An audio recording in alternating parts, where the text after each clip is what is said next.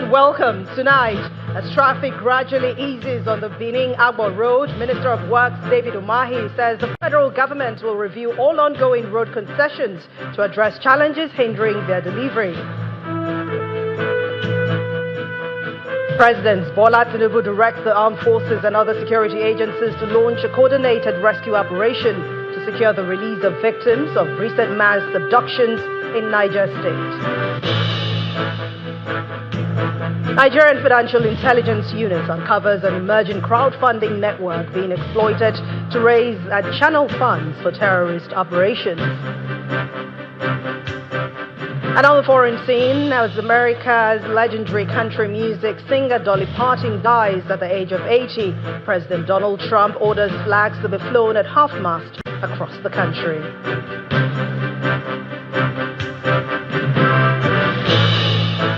And on business news, Nigeria's petrol demand dropped 25% in July as weaker demand and supply hit the downstream market.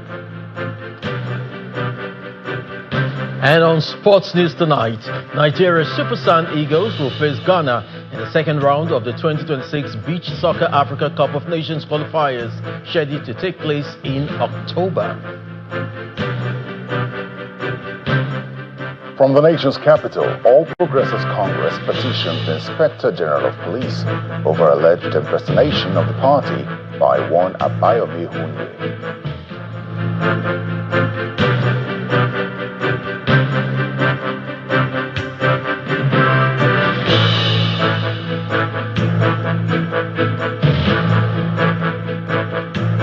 We begin tonight with infrastructure. And as the federal government has ordered the review of a concession agreement on major roads across the country following the worsening condition of the Benin-Asaba Expressway, the Minister of Works, David Umahi, gave this directive today after inspecting the troubled highway where motorists and commuters have been subjected to days of gridlock and hardship.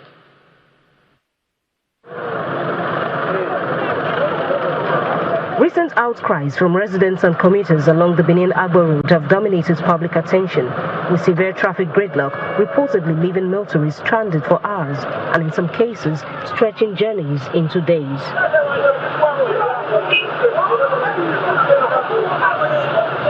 On Tuesday, the Minister of Works, accompanied by an entourage from the Presidency and the National Assembly, arrived in Edo State to see the situation firsthand and assess the condition of the troubled road.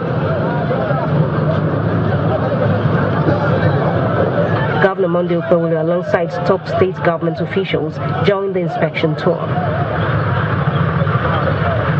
Although the road is currently passable following a swift intervention, the visit quickly became more than an inspection.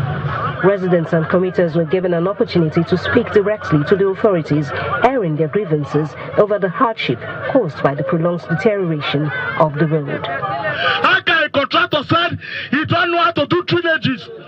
You do drainage, you come, you asphalt on your asphalt, but also hear from. So Abudu, right now, people are dying, suffering, castigating in the name of the governor. When the contractor does not know his work, with only this contractor, minister, sir. Let them give us another contractor. Their complaints paint a picture of commuters trapped in frustrating delays, businesses disrupted, and residents bearing the brunt of a road crisis that has continued for far too long. We are no road. Majority of government highway is dilapidated, it's destroyed. No movement, nothing. I'm spending 4 days, good 4 days in this thing, just from year to year. The concessionaire handling the projects attributes the delays to inclement weather, saying adverse weather conditions affected the pace of work. There are so many bad spots on the road, and we did this palliative work for some months so that we can clear and make this particular road very motorable. Now, we empathize apparently with the people of the state. However, we are wrestling with weather. But the explanation fails to convince the Minister of Works. He describes the justification as inadequate, insisting that with the right measures and timely intervention, the road should never have deteriorated to its present condition. Did you not see the road very well before you decided? You ran through every way to manipulate the process, and you got the job. Now you are complaining because you lack technical competence. As tensions simmered among residents and youth, Governor Monday Okpowolo appeals for calm, urging the people of the area to remain patient while efforts continue to address the road's challenges. You have to pull also. Yes, sir. You have to pull our. Yes, sir. When you have a father that listens to you, what do you do? The inspection team then moved to other critical road corridors, visiting sections of Sapele Road in Benin City, where reconstruction work is currently ongoing.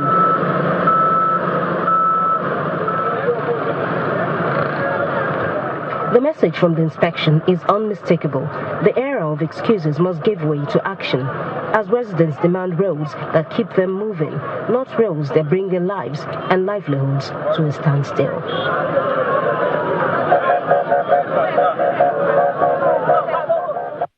And still on dilapidated roads, the federal government has commenced palliative repairs on the badly damaged Ifakioye-Lupeju Road in Ekiti State, where hundreds of fully loaded trucks were stranded for several days.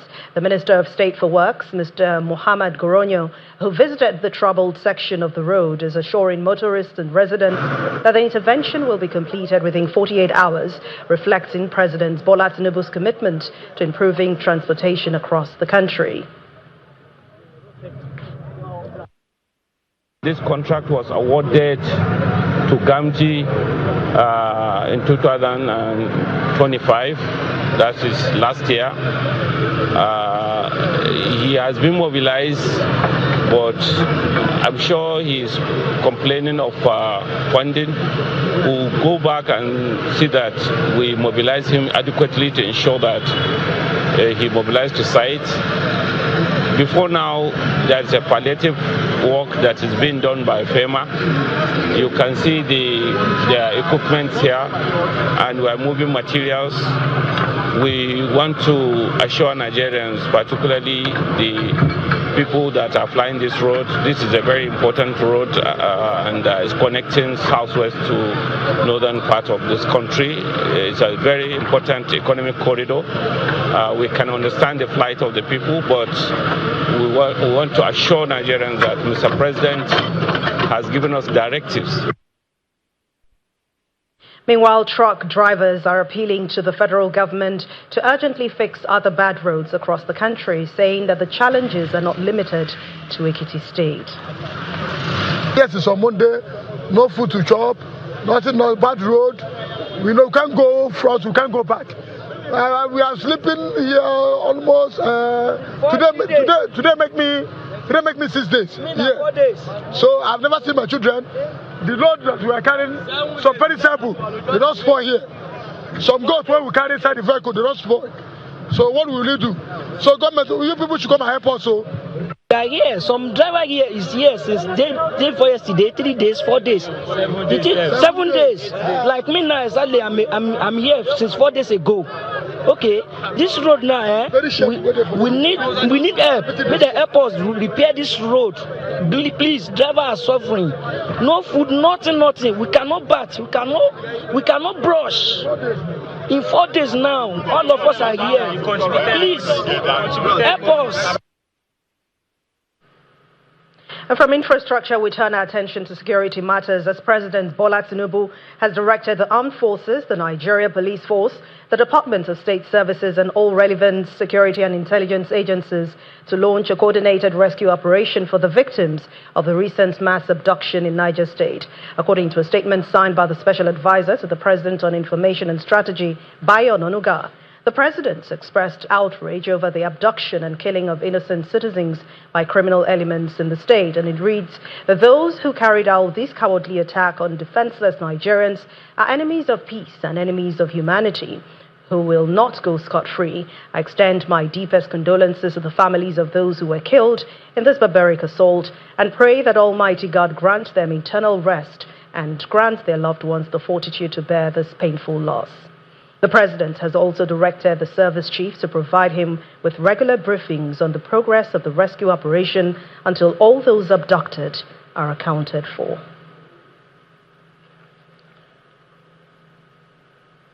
Meanwhile, military authorities have confirmed that at least 13 bases across the country have been attacked. The majority of the attacks happening in Borno State since January 2026. Well, the deadliest attack happened in the Malam Faturi in Borno State on March the 18th as ISWAP and Boko Haram militants armed with drones struck a military base, but troops backed by Nigeria Air Force repelled that assault.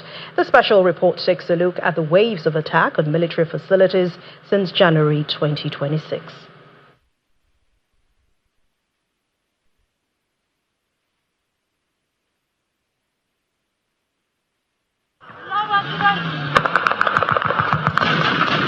As the fight against insurgency continues, the Nigerian army says at least 80 militants were killed, including 3 commanders, but 4 soldiers were wounded, while a large cache of weapons and drone parts were recovered.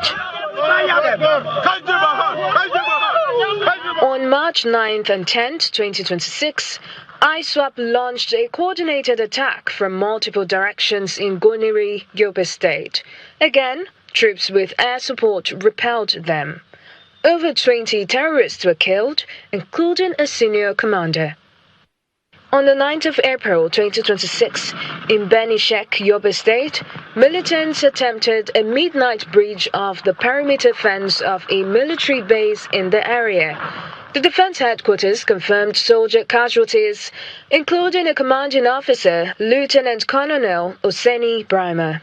A forward operating base was equally attacked in Magumari on the 8th of May 2026, where at least 2 soldiers were killed and the commanding officer was severely wounded. The military said scores of fighters were neutralized. In Monguno, militants on motorbikes stormed the 242 Battalion barracks, killing a commander and 6 soldiers, while in Sabongari, a drone-backed raid before dawn left at least 9 soldiers and 2 civilian Joint Task Force members dead. Despite the attacks, the military believes the insurgents have been significantly degraded as it reels out its achievements. On the 12th of this month, troops countered a Boko Haram ISWAP attack in Kukawa local government area of Borno State. In the process, they neutralized Abu Salim Al-Barnawi, a senior terrorist commander and propaganda chief, which has dealt a significant blow to the insurgents' leadership and information network.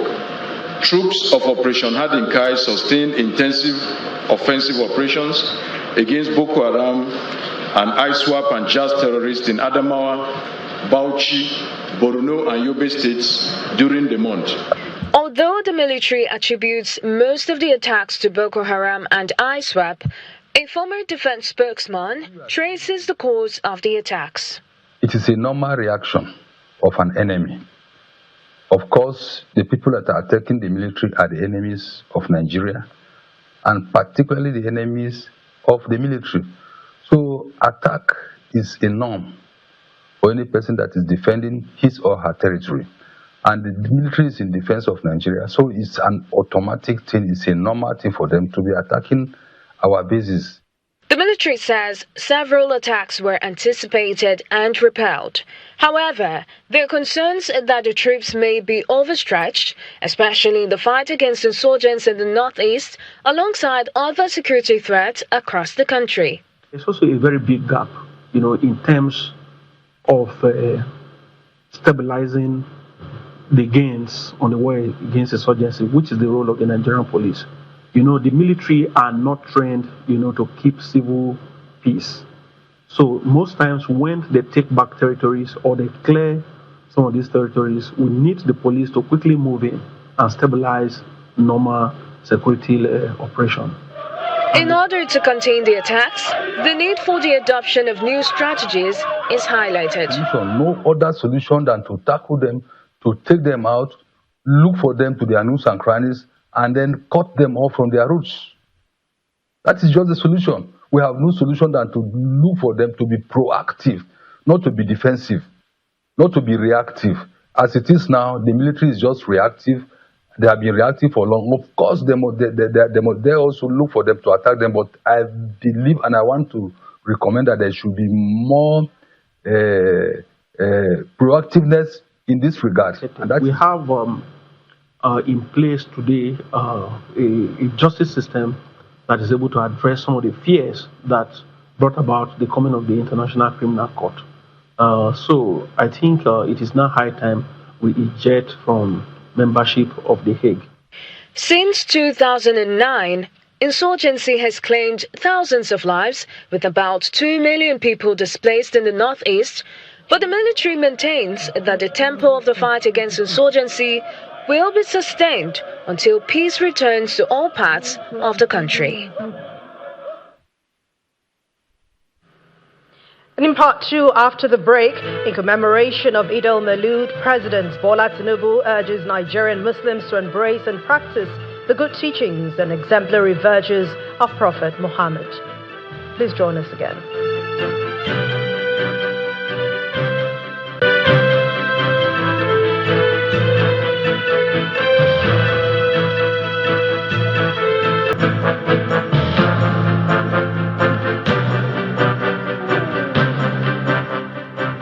Welcome back. If you've just joined us, you're watching the news at 10 on Channels Television, broadcasting live from Lagos. A reminder of our main stories. As traffic gradually eases on the Benin-Agbo Road, Minister of Works David Umahi says the federal government will review all ongoing road concessions to address challenges hindering their delivery. President Bola Tinubu directs the armed forces and other security agencies to launch coordinated rescue operation to secure the release of victims of recent mass abductions in Niger State. And Nigeria's Financial Intelligence Unit uncovers an emerging crowdfunding network being exploited to raise and channel funds for terrorist operations. And America's legendary country music singer Dolly Parton dies at the age of 80 as President Donald Trump orders flags to be flown at half-mast across the country.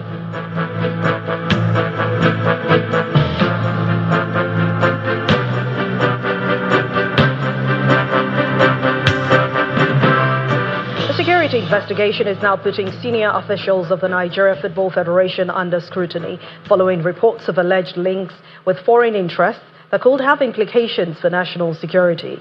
The Department of State Services and the Nigerian Intelligence Agency are looking into these claims as questions emerge over whether any official may have acted in ways capable of undermining the country's security interests. The security source says the agencies intercepted disturbing communications involving the officials and foreign nationals. It also clarified that the probe is separate from the 17 billion naira intervention fund, which was approved in 2024, noting that financial matters fall under the Economic and Financial Crimes Commission, while the DSS and the NIA handle domestic and external security threats. The investigation is coming amid growing criticism of the NFF over alleged funding and administrative failures affecting Nigeria's national teams. The Super Eagles have missed consecutive FIFA World Cups, while the Super Falcons lost 1-0 to Cameroon in the 2026 WAFCON quarterfinals, ending their title defense and forcing them into a playoff route for qualification for the 2027 FIFA Women's World Cup. Meanwhile, the Nigeria Financial Intelligence Unit, NFIU, has uncovered an emerging crowdfunding network being used to raise and move money for terrorist activities in Nigeria, including the use of accounts belonging to dead persons.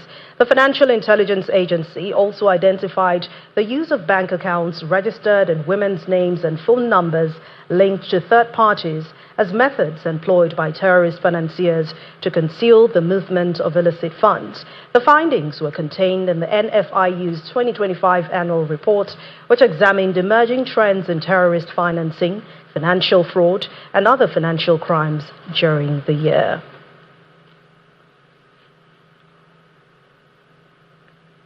President Bola Tinubu has congratulated Muslims on this year's Eid al-Maulud celebration, charging them to imbibe the good teachings of Prophet Muhammad. A statement released by the presidency reads, "The Muslim faithful should make deliberate efforts to adhere to the teachings of Prophet Muhammad.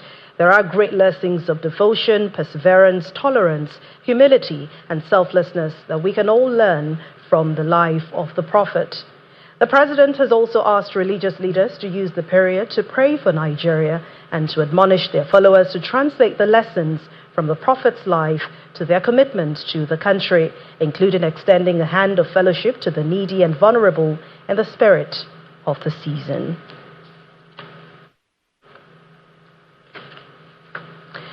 We continue with the news at 10 now. Let's head to the nation's capital, Abuja, where Terry Ikume is standing by.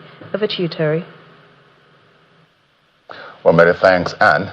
The ruling All Progressives Congress has petitioned the Office of the Inspector General of Police with a demand for the police to investigate and prosecute one Mr. Abayomi Hunye for alleged grave threats to public peace and electoral integrity.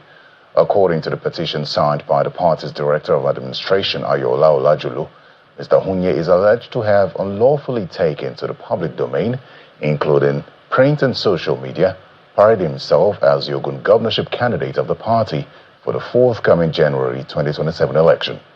The statement states, and unequivocally, that this claim is false, fraudulent, and a deliberate act of impersonation designed to mislead the public and destabilize the party in the peace of Ogun State. The statement adds that the party conducted a valid primary election and the only recognized governorship candidates for the APC in Ogun State are Senator Adeola Solomon Olamilekon, the governorship candidate, and Balogun Kudirat Abiodun, the deputy governorship candidate.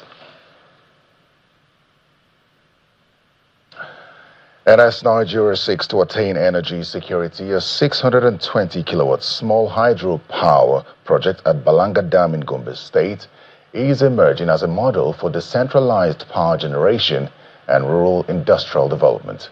The project is the focus of a capacity building workshop organized in Gombe by the United Nations Industrial Development Organization, UNIDO, in collaboration with the Gombe State government and other development partners. This capacity building workshop is designed to examine the Balanga Dam small hydropower project as a practical model for expanding renewable energy generation and advancing Nigeria's quest for energy security. We received a number of good messages from the two commissioners.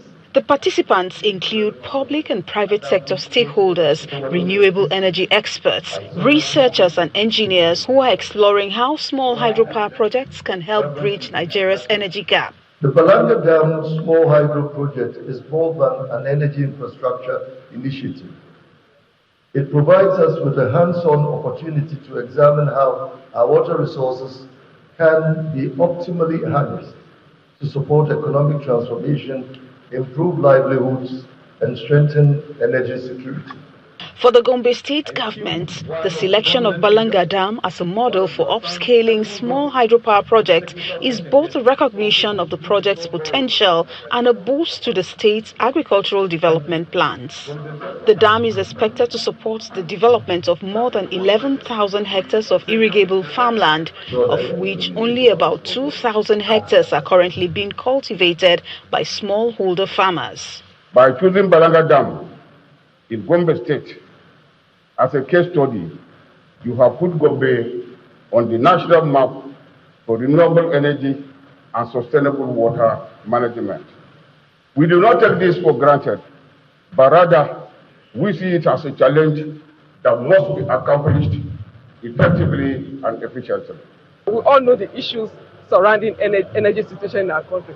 So we need that capacity, the skills and the manpower to sustainably run hydropower projects. And that's why for this Balanga small hydropower project, it is so timely that this is the right time to build capacities of researchers, engineers, to tackle the problem that surrounds hydropower development in Nigeria. This workshop is also a precursor to the formal commissioning of the 620 kilowatt hydro and solar hybrid power facility at Balanga Dam, expected in December 2026.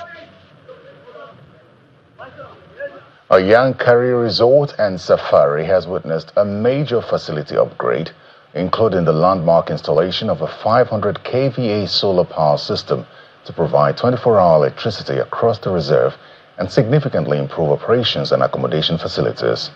During the commissioning ceremony in Yankari, Governor Bala Mohammed said the development is part of efforts to position Bauchi State as a major tourism destination capable of competing on a global stage.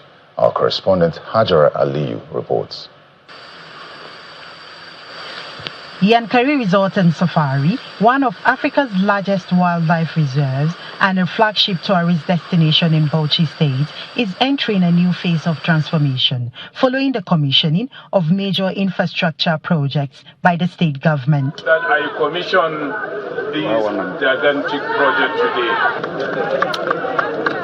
The projects, which are designed to modernize the resort while preserving its unique natural environments. Among the completed projects are the rehabilitation of the water scheme, renovation of chalets, and installation of a 500 kVA solar power system, a major step towards improving both the comfort of visitors and the resort's operational capacity. For the last 9 months, Yankari has had uninterrupted power. This site is subject to a lot of baboon destruction of equipment, so we have to make it baboon-proof to ensure that the facility lasts for a long time. The state government says the projects were financed through the 17 billion naira Natural Resources Fund of the federal government, assessed and deployed to strengthen tourism and natural resource infrastructure in Bauchi State. Revenue mobilization on our part, we are always available when we see good projects. We will support, we will follow up, we will monitor, and we will make sure that those resources are adequately utilized for those particular projects. For the Bauchi state government, the whole essence of the investment is to attract more tourists, create economic opportunities, and boost the state's internally generated revenue. Our administration believes that tourism must be treated not merely as a recreational activity, but as a serious component of our economic development strategy. With improved power and water supply, upgraded accommodation, stronger security infrastructure, and better visitor facilities, the government says the Yankari and Sumu wildlife parks are being repositioned to compete on a higher level. Hajara Aliyu, Channels Television News. Well, still to come on the news at 10, Nigeria's petrol demand dropped by 25% in July as weaker demand and supply constraints weigh on the downstream market. That's on Business News. Do stay with us.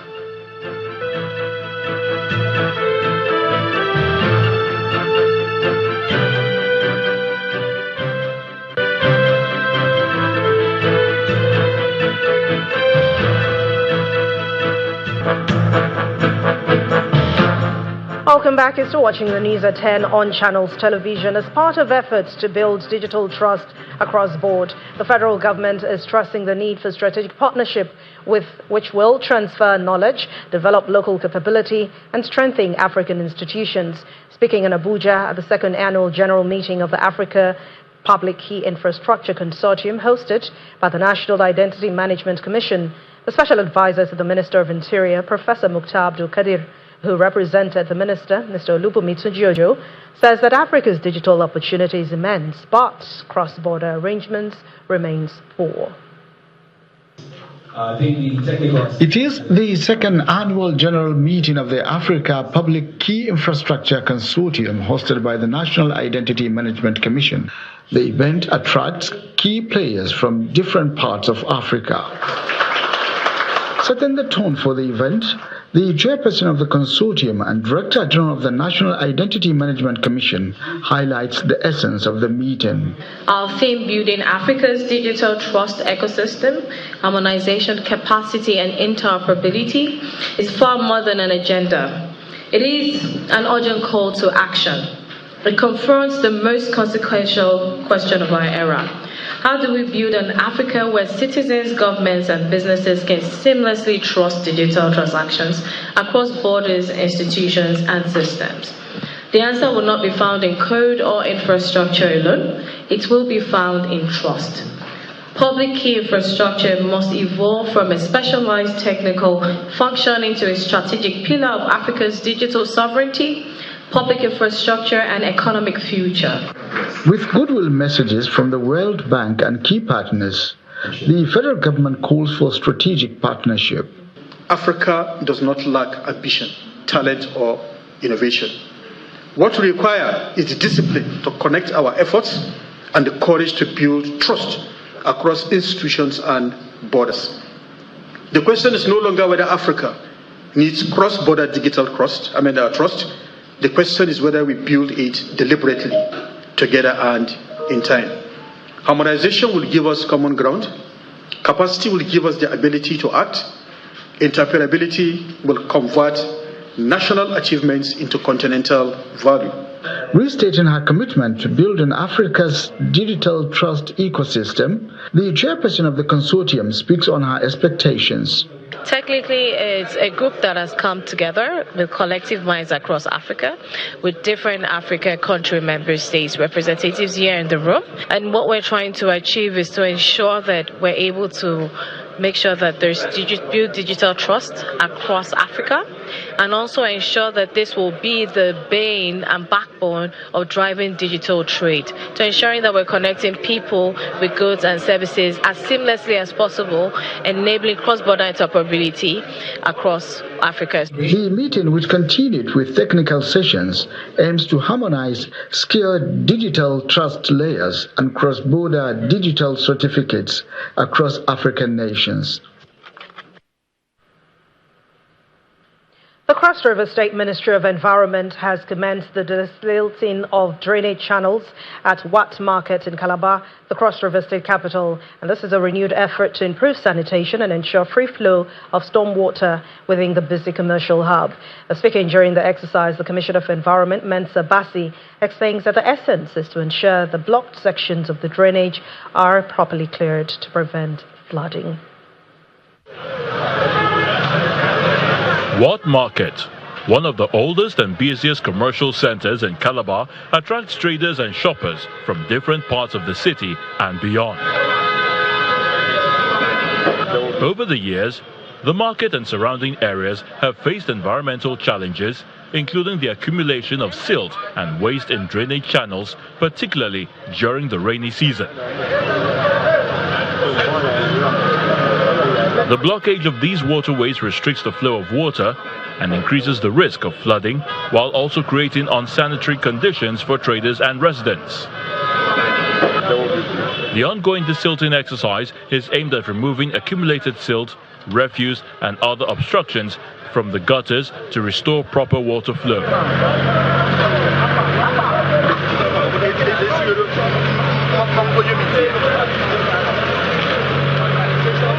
For the ministry, the Wat Market intervention forms part of broader efforts to improve environmental sanitation and protect communities across Calabar.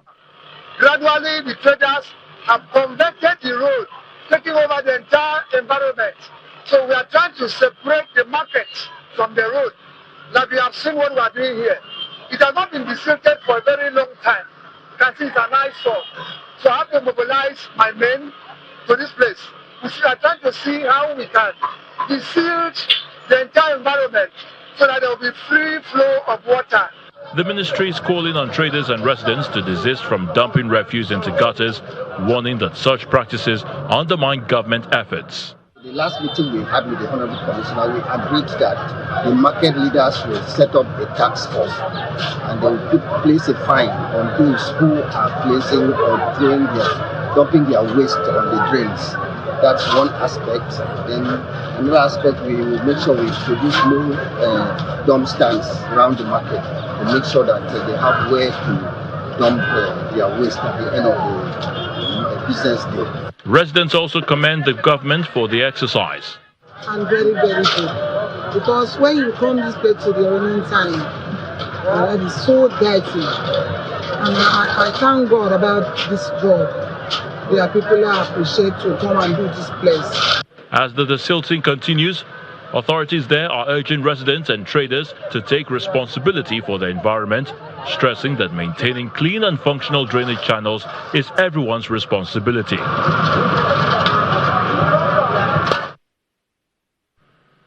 Let's now join Will Ebong to bring us stories from the world of business.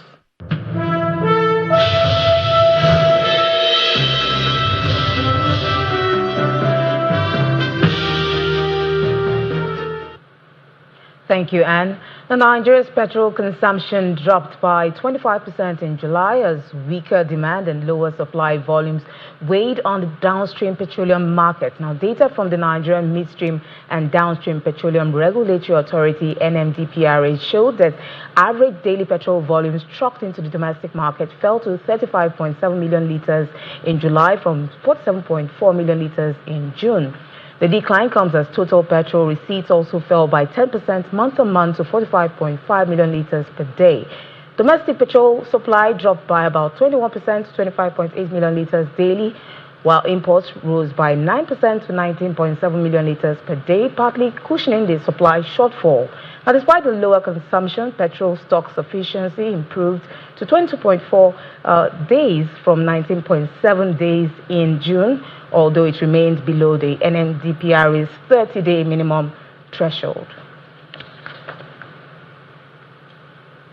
The Nigeria's pension industry has recorded 11.18 million cumulative retirement savings account registrations at the end of the first quarter of 2026. Now, the National Pension Commission, PENCOM, says 143,248 new accounts are opened during the quarter, taking total registrations to over 11 million from 11,040,000 at the end of 2025. And the latest increase is higher than the 114,864 new registrations recorded in the fourth quarter of 2025, with PENCOM attributing the growth to improved digital onboarding and sustained public awareness. Despite the increase, active pension membership represents only about 12.1% of Nigeria's estimated 92 million strong labor force, highlighting significant room for expansion, particularly among workers in the informal sector. Now, following the approval of about 438 billion naira for road construction, rehabilitation, and public-private partnership concessions across Nigeria, questions remain on whether government and the private sector can find the right mix to deliver long-term results. The GMD, Capital Bank or PLC, Mr. Bolaon Olujede, was on our Business Morning program, and he had this to say. The reality, which is part of the cocktail of problem we have on the table today, is that the government cannot finance our road infrastructure. At least not all of them. Of course, government must take a big bite, but it is not enough. You can imagine the reality that we must fix old roads, but apart from fixing old roads, we must also construct new ones. Where is the money? So the public-private partnership brings to the table not only the private sector management capacity, it also brings capital to the table. And the financing part and management can be handed over to private sector under a well-structured, because you know where we fail most of the time, it's not in the fanciful ideas or great ideas, let me say. It's when it comes to implementing those ideas. We're not deliberate about how maintenance will be done on those existing roads. Now, outside our shores in Ghana, the government is tightening controls on artisanal gold exports, with the Ghana Gold Board ordering that unrefined gold doré purchased by self-financing aggregators must be refined locally before exports from September the 1st. Under the new directive, gold doré bought under arrangements with approved off-takers cannot leave the country in unrefined form. Export applications will only be approved after a gold board confirms that the gold has been refined at an approved or designated refinery in Ghana. Now, self-financing aggregators are required to amend existing off-take agreements by August the 31st to include the local refining requirements. The cost of refining will be borne by either the aggregator or the approved off-taker. Now, back home, we see global. We'll check out the closing numbers for other major stock markets as Nigeria's market is observing a public holiday today.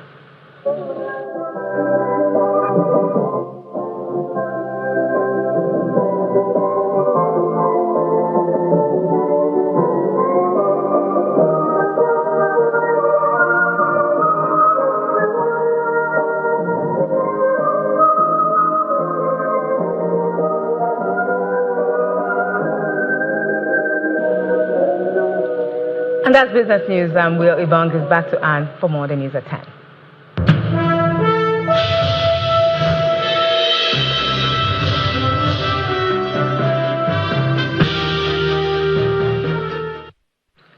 Thank you, Will. And outside our shores, Iran has said that it is confident that it can counter widened U.S. sanctions after Washington announced what it described as an economic D-Day against the country to try to isolate it from the global economy. Iranian Economy Minister Ali Mandazari said that Tehran was fully prepared for these sanctions, which he says will lead to another defeat for the United States. Here's Simon Pusey from our London studio with more international news in Around the World in 5. Good evening and welcome to the Channel Studios here in London with your international news around the world in 5. Beginning today, Iran has said it is confident it can counter widened US sanctions after Washington announced what it described as an economic D-Day against the country to try to isolate it from the global economy. Iran's economy minister said Tehran was fully prepared for the sanctions, which he said would lead to another defeat for the US. Announcing a raft of new measures, US Treasury Secretary Scott Bessent said any nation financially partnering with Iran would be isolated, and that banks and businesses dealing with Iran would share its location if they refused to cut ties. The moves follow U-turns and extended deadlines from the White House in its efforts to end the conflict. the actions of Treasury and other agencies will tighten the noose and block every potential source of revenue that funds the IRGC and the evil Iranian regime. We are enforcing a zero leakage approach. There will be no minimal breathing space for the regime to rebuild its capacity to inflict terror against America and the world. They work very well in hurting the intended target. Iran's economy has done poorly since sanctions tightened in 2011, but they did not achieve their ultimate goal, which was to get Iran to change its policies vis-à-vis the United States. The trial of a Libyan man over the Lockerbie bombing has been postponed for a third time after new evidence on the 37-year-old case came to light 3 days ago. Jury selection was due to get underway in Washington, D.C. on Wednesday, but it's reported a new start date has been set for January next year. Lawyers acting for Abdu Aguila Mohammed Kir al-Marimi said newly discovered evidence previously unknown to the defense and prosecutors from the U.S. government emerged on Friday last week. The US has removed Syria from its list of state sponsors of terrorism after 47 years, lifting what it said was the final major barriers for private sector investment in the country and its reintegration into the global economy. US Secretary of State Marco Rubio said the move was in recognition of the Syrian government's positive actions to fully distance itself from acts of international terrorism. The Trump administration has embraced Syria's new president Ahmed al-Sharaa, a former militant who once had an American bounty on his head as the leader of an al-Qaeda offshoot. His Islamist group, Hayat Tahrir al-Sham, was also removed from the US list of global terrorist organizations. A tornado has torn through the village of Pomas in southwest France, injuring 39 people and damaging hundreds of homes. Authorities said 15 people were taken to hospital and 2 were in a critical condition. One man said his pregnant wife was injured after their house collapsed on her. More than 120 emergency workers were deployed to the village of Carcassonne after winds reaching 117 kilometers per hour tore roofs off houses and damaged an estimated 300 homes on Monday. I look at you, looking at me. Tell Suno to make it better. Songs that are largely or wholly created by AI have been banned from Australia's music charts. From this week, all releases must be substantially human-made to be eligible. The Australian Recording Industry Association said the new code would help promote the human nature of artistry.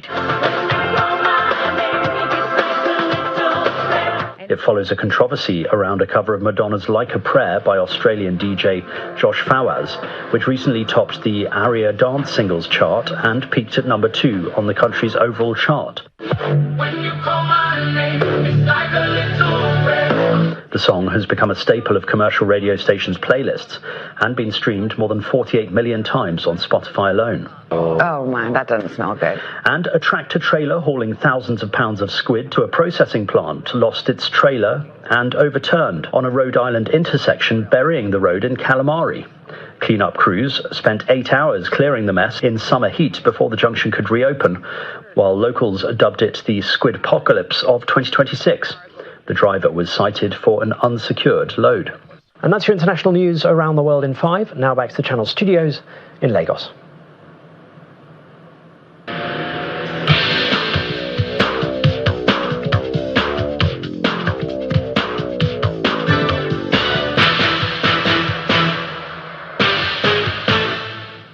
Thank you, Simon. Welcome to Sports News. Over 15,000 athletes are expected to participate at the maiden edition of the ECO 2026 National Intermediate Games taking place from October the 1st to the 15th in Lagos. Members of the organizing committee hosted a media parley earlier today at the Bagudo Kauto Press Center to unveil plans and expectations for the tournament, which aims to boost the economic profile of Lagos State.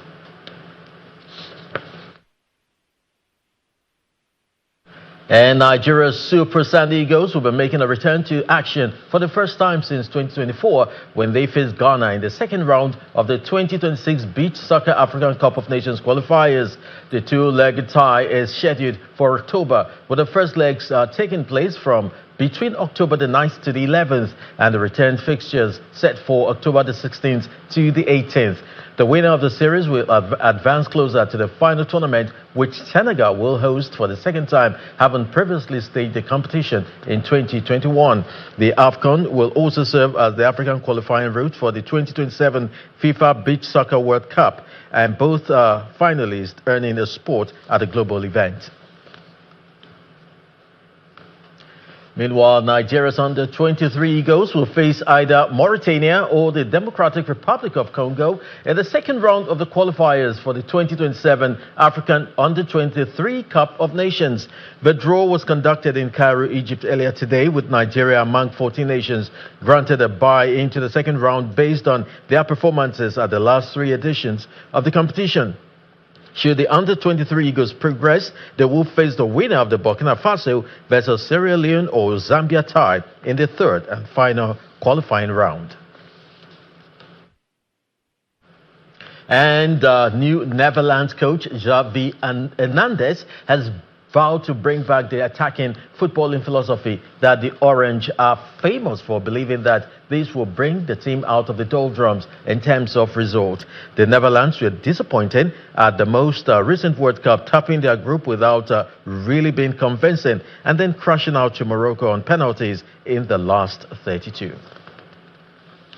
This is Netherlands. I remember when I was a kid watching Netherlands, and you could watch good football, and this is my way here. This is my target, to play good football in order to be proud. So yeah, I don't care about if I'm the 3rd or I'm the 10th one.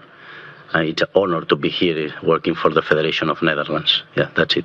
Well, with Johan I had in the last period of his life some meetings, and he was always positive, even when he was sick, even he was positive. So yeah, this is what I learned, always with a smiling, with the positive vibes. This is what I want to show here to the players. No? That's sports, and it's back to you.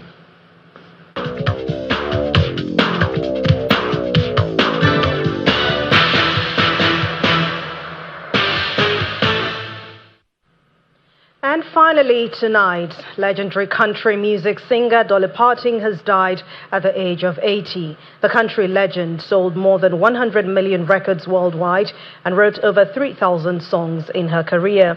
Dolly Parton, the country singer from the Smoky Mountains of Tennessee, will be remembered for her songs that told beautiful stories so honestly, such as Coat of Many Colors, Jolene, and I Will Always Love You.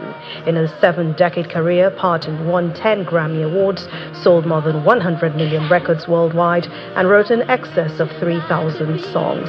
And Dolly Parton's songs were inspirational, with deep focus on love. Jolene, Jolene, Jolene, Jolene.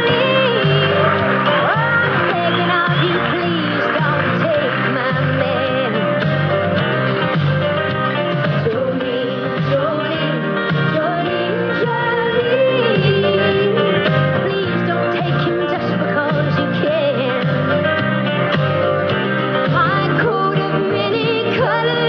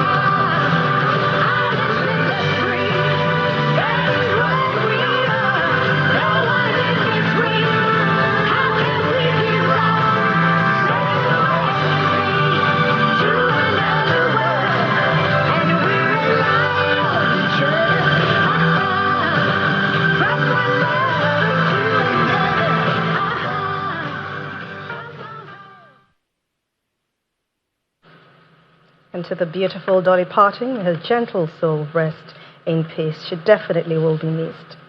And the main news again. As traffic gradually eases on the Benin-Agbo Road, Minister of Works David Umahi today said the federal government will review all ongoing road concessions to address challenges hindering their delivery. The minister made this announcement during an inspection of the road, which has kept commuters stranded for days. President Bola Tinubu has directed the armed forces and other security agencies to launch a coordinated rescue operation to secure the release of victims of recent mass abductions in Niger State.